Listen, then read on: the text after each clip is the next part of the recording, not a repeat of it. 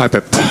Did you plan for Erling to play 90 minutes for the fourth time in a row today? He feels so strong right now. And yeah, how would you describe his general fitness? The people say like have a milk or something, drink something like that. Magic potion?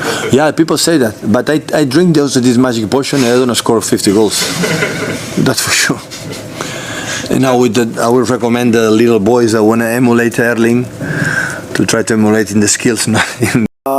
PEP Guardiola, Manchester City manager, says nobody fears Real Madrid Football Club despite of their currently fantastic performance, and nobody who is here for revenge. Of course, here PEP Guardiola says what he wants today is just the huge win. Of course, he wants only a win so as to have a fantastic comeback at home, and of course he has to say that this is just history. And of course, they have been facing Real Madrid once again in the same final stage.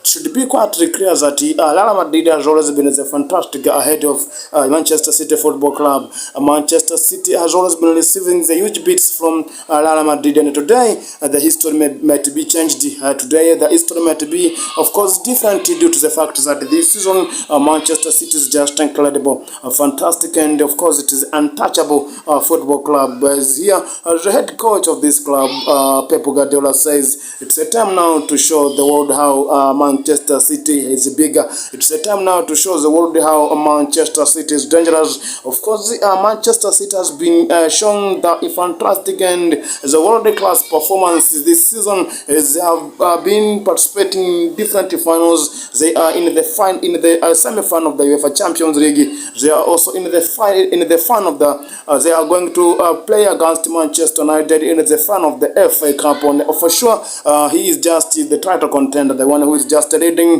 the Premier League table. This shows all that they are so better this season. They are so incredible, and of course he is just speaking about the today's matches. He used to say that Real Madrid has fantastic players. Real Madrid has incredible and untouchable players, and of course it has also a good technical bench. Here PEP Guardiola knows all that, as he is going to face one among of the incredible team. He is going to face one among of the untouchable team, but of course, he's just proud of his talented players, including Erling Haaland.